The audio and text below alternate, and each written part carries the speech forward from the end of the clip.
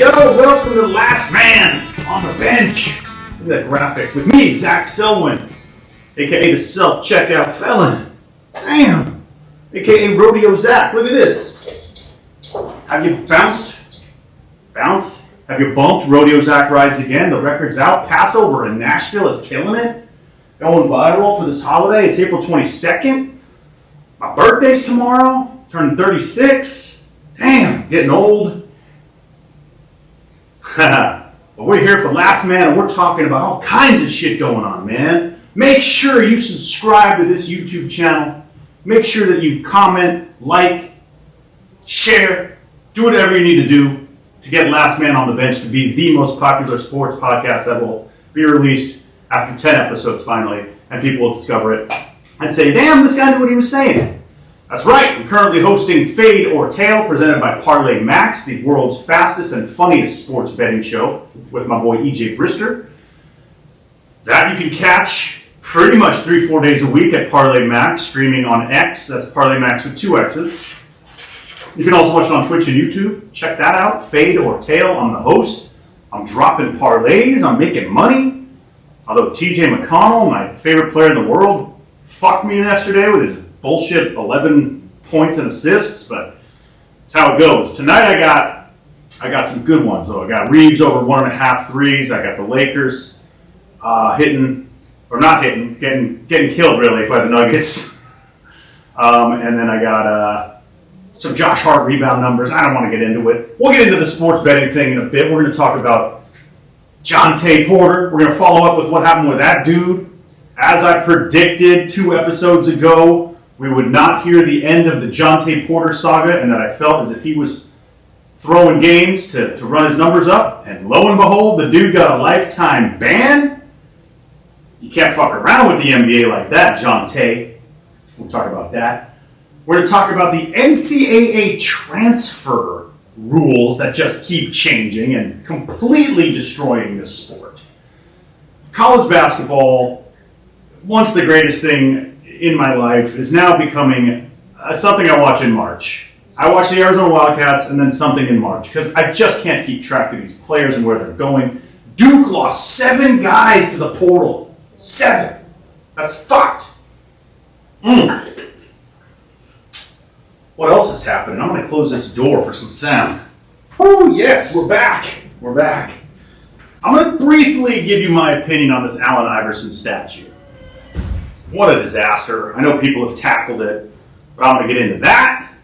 And then I'm going to cover my embarrassing sports photograph of the week. As you know, we've done one with Don Mattingly when I was a kid, one with Lenny Dykstra. Stay tuned and hear about the time I got to meet and interview Shaun White, a.k.a. the Flying Tomato, that snowboard and skateboard prodigy who won all those Olympic medals. And then you're going to hear the Jontay Porter Blues for Jontay Porter betting song that I wrote specifically for this episode. Before we get into Last Man, I need to hear something that I wrote recently. Some kind of beat, some kind of song. Hit me!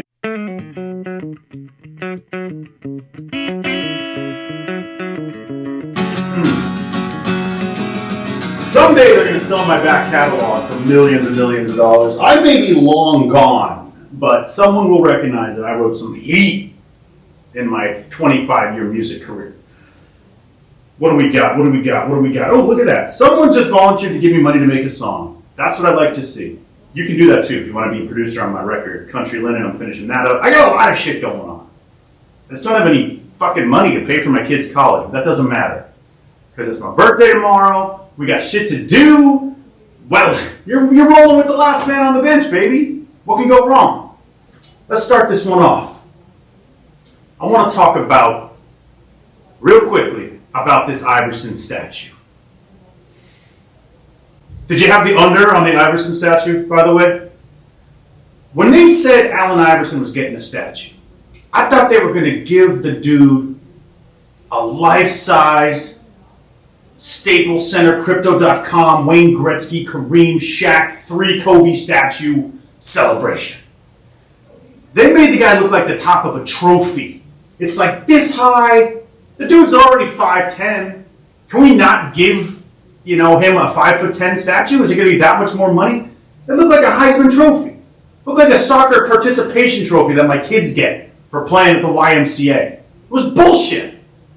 Fucking Iverson. Goddamn genius. Turned Philadelphia basketball around. The cornrows, the style. Soul on Ice, the slam cover. Should have won a title with the other AI, Andrew Iguodala. And this is how they do him? I know that the Sixers have 20 other statues around the arena that are around the same size. But it's time to break the mold, dude. Give the motherfucker a statue that he deserves. One that people are going to come and look at in awe, like, oh, shit. Get a molding of him stepping over Tyronn Lue in the NBA Finals that year. Tyronn Lue, shout out to your Clippers. Nice win against the Mavs the other night. Whatever the case, you got to honor Iverson. I don't care if you got great 76ers of all time around that arena. I don't care if Dr. J and you got to give Iverson a real life statue, a big statue. People are going to come see that. People will come to see that. No one's coming to see a little trophy statue. Man, and Iverson was like, I'm choked up, I'm crying. I'm like, dude, have you not been to crypto.com? Have you not seen the 3 Kobe statues they're building? 3. I know he got all them titles for the Lakers. But Iverson changed the game. Even I had cornrows once in my life because of fucking Iverson. I'm going to find the photo. Look at this photo of me on the beach in Mexico going for my Iverson braids. That was my Post Malone moment. White Iverson. That was a terrible idea. First of all, because I was already very paranoid about losing my hair. I had real long hair. But I always thought, hey, it'd be pretty cool to get some Iversons. So I had this lady on the beach braid me up. And within 5 minutes, I was pulling out chunks of hair. And I'm like, oh, hell no, get this shit out. You know how hard it is to play with braids like that? My hair was falling out. I was like, fuck this. Bring me back my Bob Weir Grateful Dead hair. Man. Iverson, they did you dirty, dog. I know you're proud of it. Everyone loves you, dude. Brotherly love. Philly. I just think they could have given you a little bit nicer of a statue. You know, there's a statue in Winslow, Arizona. For any of you who know country rock music and know the Eagles and Jackson Brown, there is the great lyric, I'm standing on a corner in Winslow, Arizona. Such a fine sight to see. It's a girl, my lord, in a flatbed Ford slowing down to take a look at me. Jackson Brown, Glenn Frey. Great fucking song, great lyric. One of the all-time great selling records of all time. So Winslow, Arizona, where Glenn Frey and Jackson Brown probably never even set foot in, if not for 20 minutes. They built a life-size statue of a fucking singer-songwriter standing on the road with a guitar in his hand. He wasn't even in Winslow. Winslow said, shit, let's get a Glenn Frey, Jackson Brown statue out here. Here's a photo of it. Look at that thing. I took a picture of it when I was there. I did. I shot content near Meteor Crater. It's that big crater in the fucking ground. And that's the closest town. Beautiful town. Small, glorious, goddamn fucking Arizona, my home state. I love it. But they got a bigger statue than Iverson did. Granted, Iverson didn't sell 100 million records, but he definitely made Philadelphia over $100 million. Man, Philly can build Rocky, a fake character, a statue on top of the courthouse steps. Good, but they can't fucking build Iverson a statue? I got a problem with it. Whatever the case. AI, we want to have you on the show. Hit up Last Man. And we'll get you in here to talk about your statue. Last Man, we roll on. Let's go. I thought so. Yeah, this is something from the vault, man. I got Before we get into Jontay, I want to talk about the NCAA and what's been going on with the transfer rules in college basketball. They just announced that players can now have an unlimited transfer amount. What is this? A subway train ride? You get a transfer ticket, you can go anywhere in the goddamn world? It's fucking up college basketball. Arizona, my team, we all know my Wildcats, just lost Umar Ballo to a grad transfer, which I got another bullshit rule. You can just play 4 years, and then you get a 5th year if you transfer somewhere else. I hate that rule. You should be able to play 4 years in college. Was I able to go for another 5th year in college to fuck chicks and smoke weed and drink beer? No, I wanted to. They wouldn't let me. But if you're a player and you can grad transfer onto another university, you can just get another year of eligibility. So Umar went to Indiana. Kylan Boswell, one of the more promising point guards in Arizona history, he's leaving. I think he's going to Missouri or something. Or where the hell did he go? I don't know. Illinois. He went to Illinois. He's going to be a great junior. And then he'll probably transfer again. This Dylan Anderson, he's gone.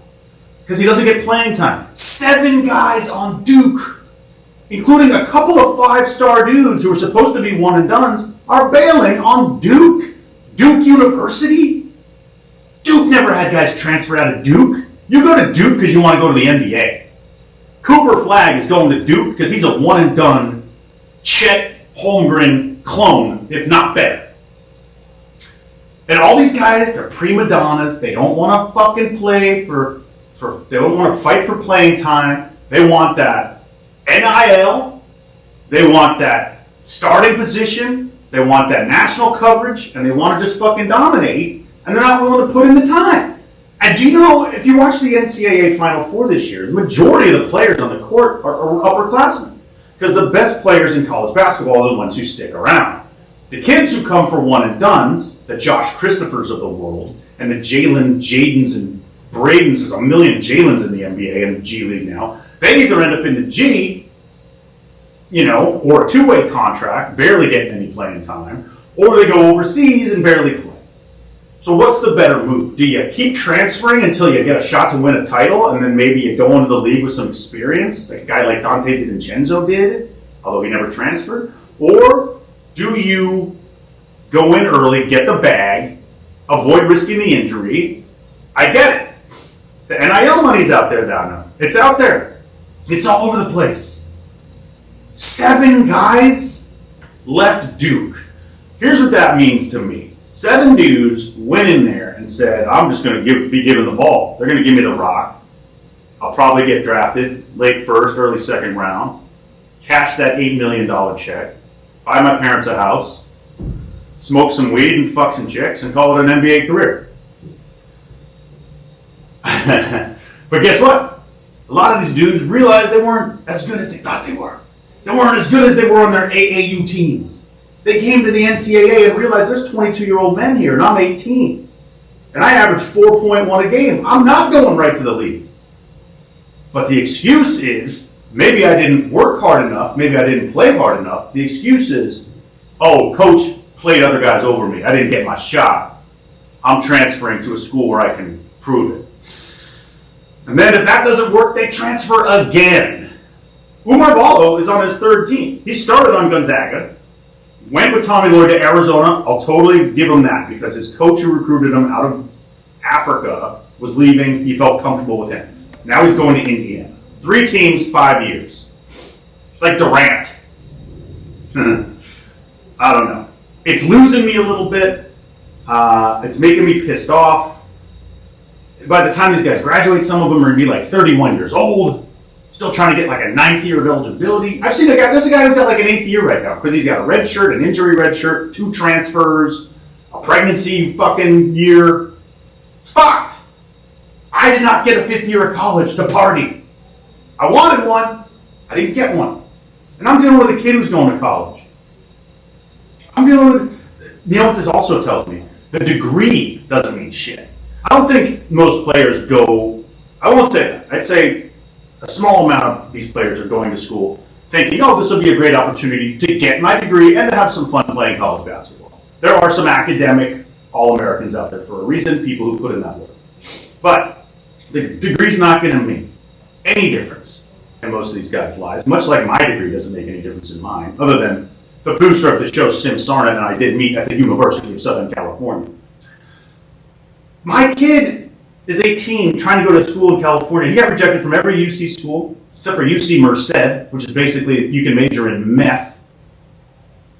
And some state schools, San Francisco State, Chico State, these are like the only affordable colleges in this fucking country. So if you're giving all this money to these athletes and they're not treating this degree with any meaning, it's kind of fucked up. And I don't care if you have a 1.2 GPA or 2.0, if you're paying someone to do your work for you, be respectful.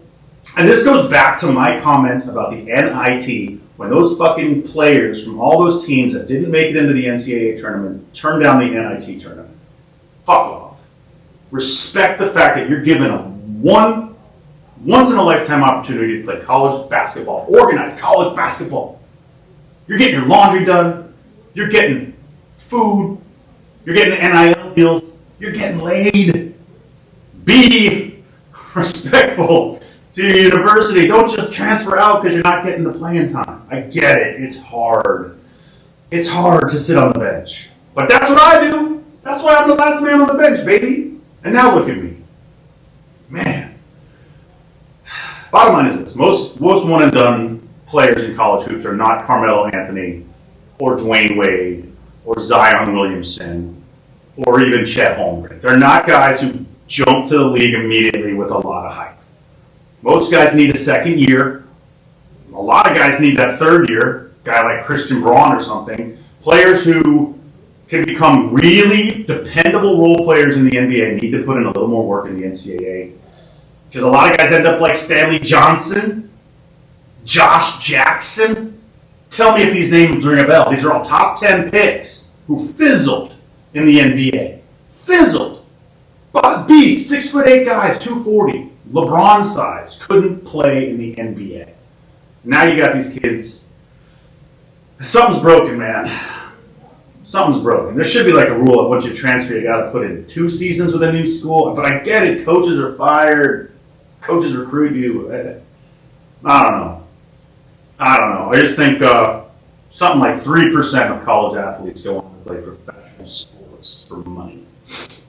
So I guess if you can get the money elsewhere, do it. But they're trying to save the game. They're trying to save NCAA hoops. This ain't the answer. What do you think? Hit those comments. Tell me your thoughts on the NCAA transfer rules and redshirt rules and years of eligibility and all that shit. Because right here at Last Man, all we're asking for is that 5th year in college. I'll go back now. I'll hit that Pi-Fi house. They'll remember me. They know what I do. Nope, I'd be the last man on the bed. But I would be in that situation. Shit! Well, Cooper Flag, good luck to you, dude, man. Thanks for kicking 7 guys out of there. Maybe Arizona will get some of the transfer portal. Last man, Next up, no cash flow.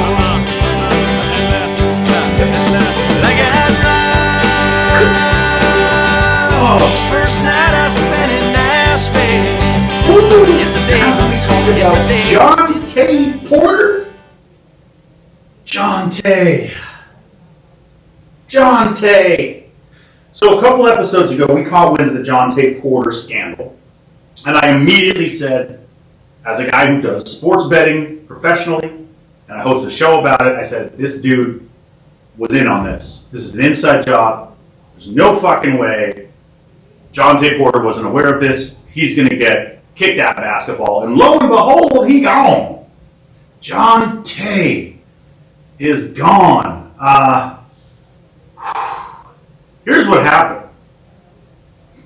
A guy was an anonymous user, was seen betting, I believe on DraftKings, an 8-leg parlay that seemed to have a lot of money in action rotating and rolling around Jontay Porter. And he won $1.2 million when all of Jontay Porter's unders came in. So as we mentioned before, Jontay was supposed to have 4.5 points, 2.5 rebounds, 2.5 assists. He went into the game, had 2 points, 2 rebounds, 1 assist, and then he's like, I have a cold, I'm out. I have an injury, I'm out. And he sat. DraftKings sees the payout and calls the NBA. You think all these sports betting sites are shady.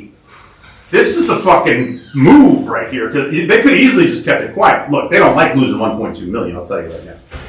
So they call the NBA and they say, yo, March 20th, There was a lot of action around Jontay Porter's unders, and it hit, and we just want you to know that we watched the game, and he had this crazy injury or sickness, and keep an eye on it. Boom, they flag him, they go into his life, into his bank accounts, and lo and behold, Jontay was in on it.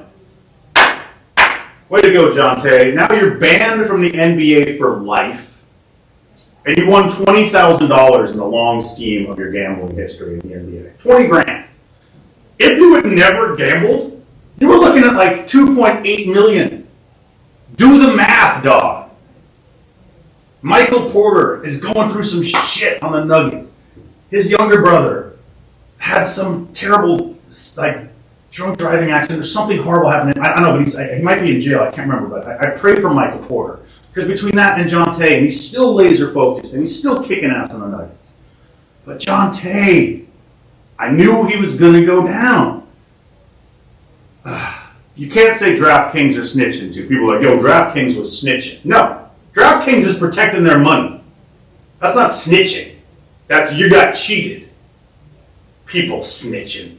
DraftKings is snitching. Stop. I've lost a shitload of money to DraftKings and to FanDuel and to BetMGM and to Caesars and to Bet365. They have all my money. If I could cheat the system with an NBA player, I would probably be well aware that I'm going to get caught. By the way, if there's any NBA players out there who want to give you a little inside tip, you know where to find your boy. Last man on the bench, Zachariah. Anyway. I didn't expect it to go down like this, but I sort of did.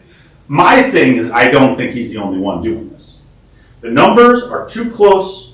I'm not throwing any names out there, but I've seen rebounds that go under a half. I've seen guys go not like this, try not to grab a rebound in a game recently. I've seen guys pass up open assists. Dudes are aware of the lines. Players are aware of the lines. It's a $100 billion industry. These players are aware that people are using them and their game as a pawn to make money for themselves. They are well aware of it. Someone else, somewhere in the NBA, or baseball, or football, or something, is making some side cash on some bets. 1,000%. Hasn't come out yet, but just like last man predicted with Jontay, it's going to come out. And some more folks are going to go down. Whatever the case, in honor of Jontay Porter and his lifetime ban from the NBA, I wrote him a little folk song. Jontay, if you ever hear this, I feel bad for you, man. We've all made bad decisions, and unfortunately yours cost you an NBA career. You know, the only thing my bad decisions ever cost me was I refused to sleep with a casting director when I was 21 and didn't get a part on Dawson's Creek. But whatever. Different time, different lifetime ago. This is the Jontay Porter Blues. All right, Jontay. This goes out to you, my friend. From a man who's lost half his life savings in the gambling game.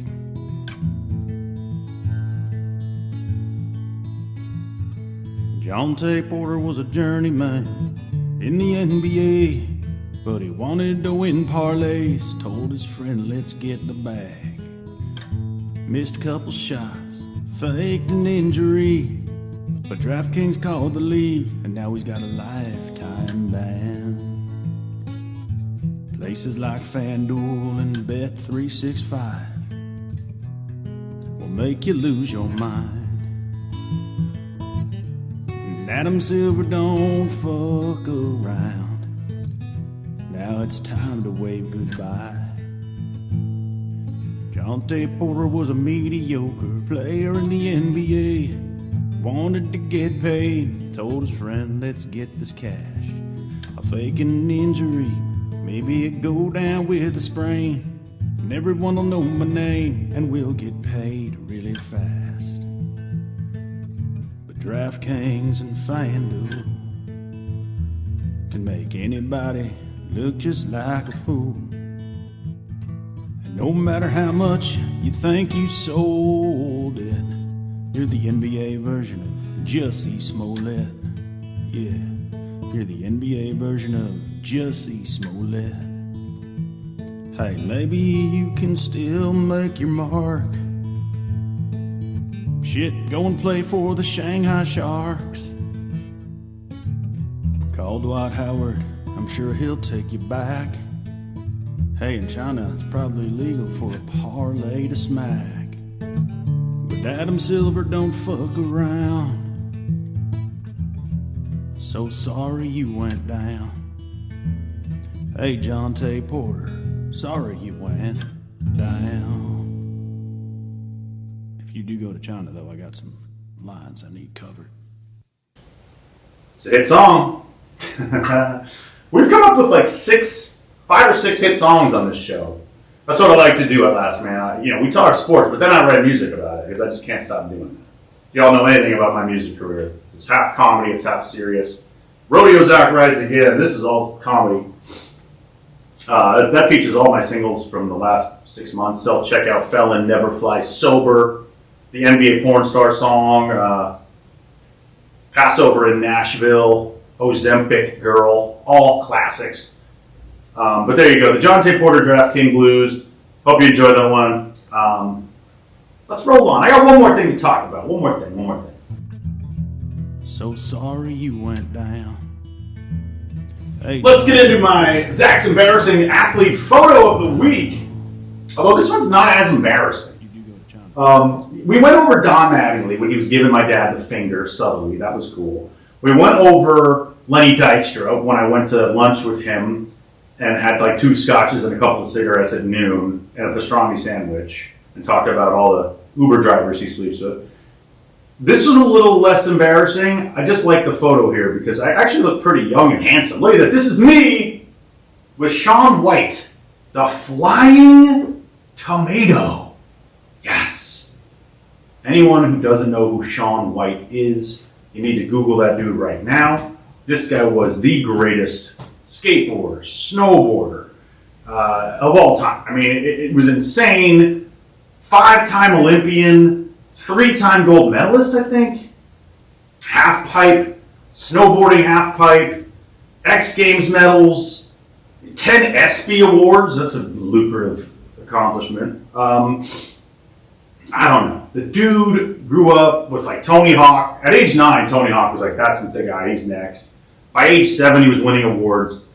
I think he's retired now. He's probably got a band, like most of these guys. They all start a band when they stop risking their necks out on slopes. But the dude was a great guy. And so this picture is around 2007 or 8.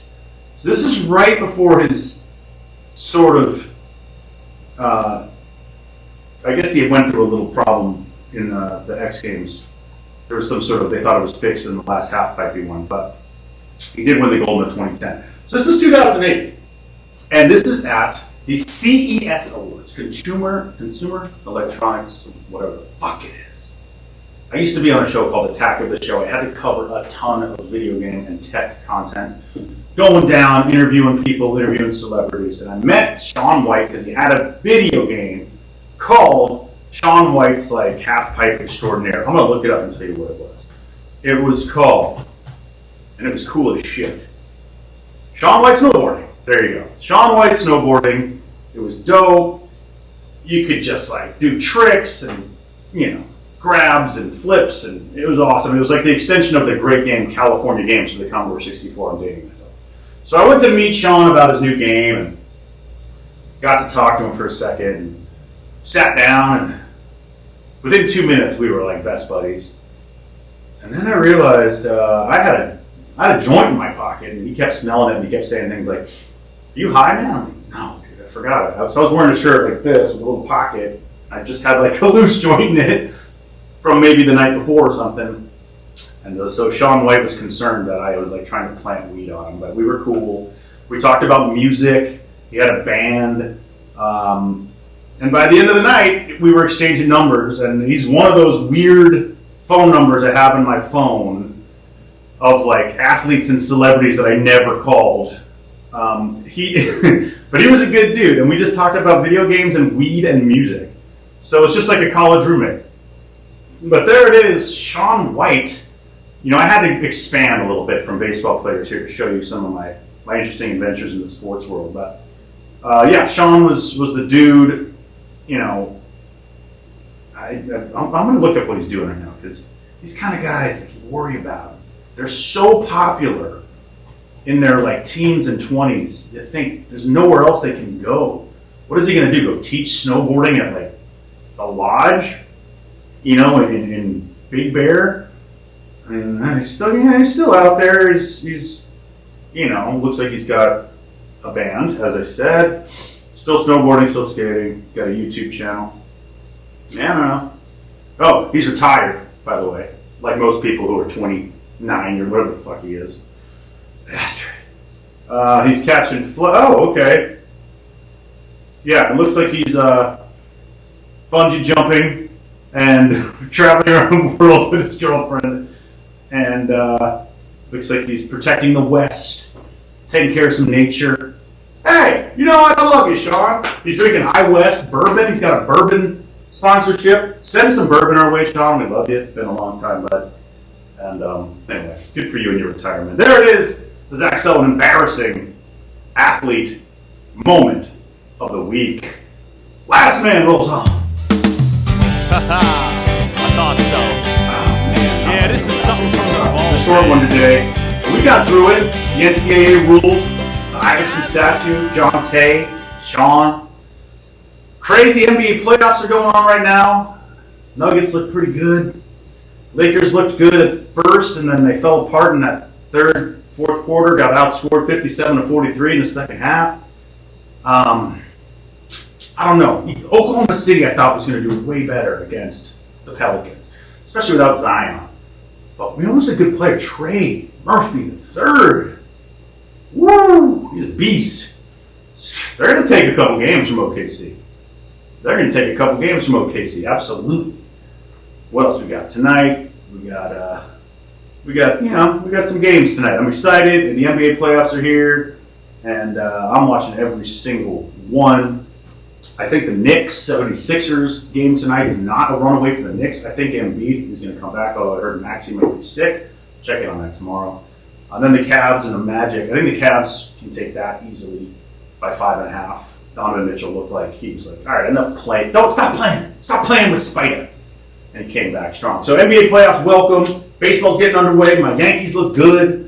Boone's getting ejected. Juan Soto's the early season MVP. Aaron Judge is hitting a $180. I don't know what's going on there. We'll work on that. It's a beautiful time to be in sports. And, we'll be here for you at Last Man on the Bench. I'm Zach Selwyn. Make sure to follow, subscribe, like, and share. You know how to do it. Hit me on the email. Hit me on the socials. And check out Passover in Nashville. Happy Passover, everybody, by the way. Let Elijah in drink some wine. We'll see you next time on Last Man on the Bench.